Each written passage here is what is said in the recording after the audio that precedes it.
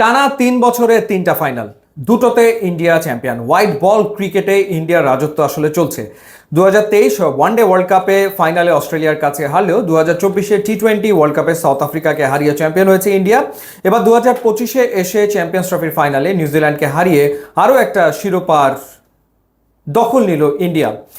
সাফল্যের কারণটা আসলে কি কি কারণে ইন্ডিয়া এরকম পরপর 3 বছরে আইসিসি 3টা মেগা ইভেন্টের ফাইনালে খেলে দুটোতে চ্যাম্পিয়ন? আমার মনে হয় মূল কারণটা হচ্ছে কোর গ্রুপটা মেনটেন করে যাওয়া। যেমন 2023 ওয়ানডে ওয়ার্ল্ড কাপের ফাইনালে অস্ট্রেলিয়ার বিপক্ষে যে একাদশ খেলেছিল, সেই একাদশের 8জন ক্রিকেটার তারা খেলেছে চ্যাম্পিয়ন্স ট্রফির ফাইনালে নিউজিল্যান্ডের বিপক্ষে। আবার টি20 ওয়ার্ল্ড কাপের ফাইনালে সাউথ আফ্রিকার বিপক্ষে যে একাদশ খেলেছিল, সেই একাদশের 6জন ক্রিকেটার তারা খেলেছেন চ্যাম্পিয়ন্স ট্রফির ফাইনালে। অর্থাৎ বেসিক কোর টিমটা ধরে রেখেছে ইন্ডিয়া, যে কারণেই তারা আসলে সাফল্য পেয়েছে। কোচ বদল হয়েছে, রাহুল দ্রাবিড় দায়িত্বে ছিলেন, তার জায়গায় গৌতম গম্ভীর এসছে, কিন্তু বেসিক স্ট্র্যাটেজি তারা ঠিকই রেখেছে। 2023 কিংবা 2024 ইন্ডিয়া সফল হয়েছিল যে স্ট্র্যাটেজিতে, অর্থাৎ 5জন জেনুইন ব্যাটার, 3জন অলরাউন্ডার, 3জন স্পিনার, এভাবে। তো সেই জায়গাটাতে তাদের যে ব্যাটিংয়ের ডেপথ সেটা অনেক গভীর হয়ে গিয়েছিল।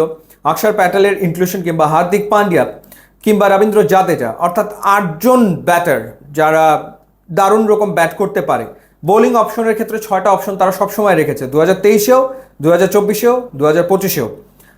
2জন ফাস্ট বোলার থেকেছে, জসপ্রীত বুমরা, মোহাম্মদ শামি, তার সাথে কখনো কখনো আরেকজন যোগ হয়েছে। জসপ্রীত বুমরা যেরকম ইনজুরির কারণে এবার খেলতে পারলো না, বাধ্য হয়ে তারা 3জন স্পিনারের পরিবর্তে 4জন স্পিনার খেলাতে শুরু করলো। পরপর 3টা ম্যাচে তারা খেলিয়ে সফল হয়েছে। বরুণ চক্রবর্তীর ইনক্লুশন, সুযোগ পেয়েছেন বরুণ চক্রবর্তী, সেটাকে দারুণভাবে কাজে লাগিয়েছেন।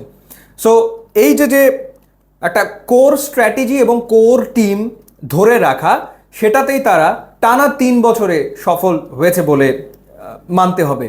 এবং ফাইনালের কথা যদি বলি, নিউজিল্যান্ড প্রথম ব্যাট করে 251 করেছিল 7 উইকেট হারিয়ে, যেখানে ড্যারেল মিচেল 63 করেছেন এবং ব্রেজওয়েল 53 রান করেছেন। তারপরেও তাদের আসলে 25 রান শর্ট ছিল, কোনো সন্দেহের ব্যাপার আসলে নাই। যথারীতি বরুণ চক্রবর্তী 2 উইকেট, কুলদীপ যাদব নিয়েছেন 2 উইকেট এবং দারুণ শুরু করেছিল নিউজিল্যান্ড ফাস্ট বোলিংয়ের এগেনস্টে। কুলদীপ যাদব সেই 2টো উইকেট নিয়ে মোমেন্টাম ঘুরিয়ে দিয়েছেন। এরপর চেস করতে নেমে রোহিত শর্মা 76 রানের ইনিংস খেলেছেন, শুভমান গিল 31, শ্রেয়াস আয়ার 48 রান করেছেন। এত কথা হয়েছে রোহিত শর্মার ফিটনেস নিয়ে। Rohit Sharma through out the tournament বড় ইনিংস খেলতে পারেনি, ফাইনালে কাজের মুহূর্তে, প্রয়োজনের মুহূর্তে ঠিকই একটা ইনিংস খেলে ফেললেন। এবং আরেকটা ব্যাপার হচ্ছে যে বিভিন্ন সময় রোহিত শর্মা কিংবা বিরাট কোহলি তাদের সমালোচনা হয়েছে ঠিকই, কিন্তু তারা তাদের কাজটা দারুণভাবে করে গেছেন। এবং অস্ট্রেলিয়া সফরে ইন্ডিয়া বাজে পারফর্ম করার পর রোহিত এবং বিরাট দুজনেরই সমালোচনা হয়েছে, বাট তারা ঠিকই দেখা গেল মেজর টুর্নামেন্টে সে পারফর্ম করলেন। অর্থাৎ এই দলটা গত 3 বছরে রোহিত এবং বিরাটকে কেন্দ্র করেই গড়ে উঠেছে এবং তাদের ভেতরে ওই জয়ের মেন্টালিটি প্রচণ্ড রকম তীব্র, যেই কারণে আরও একটা চ্যাম্পিয়ন্স ট্রফি, এই নিয়ে 3টা চ্যাম্পিয়ন্স ট্রফি জিতলো ইন্ডিয়া।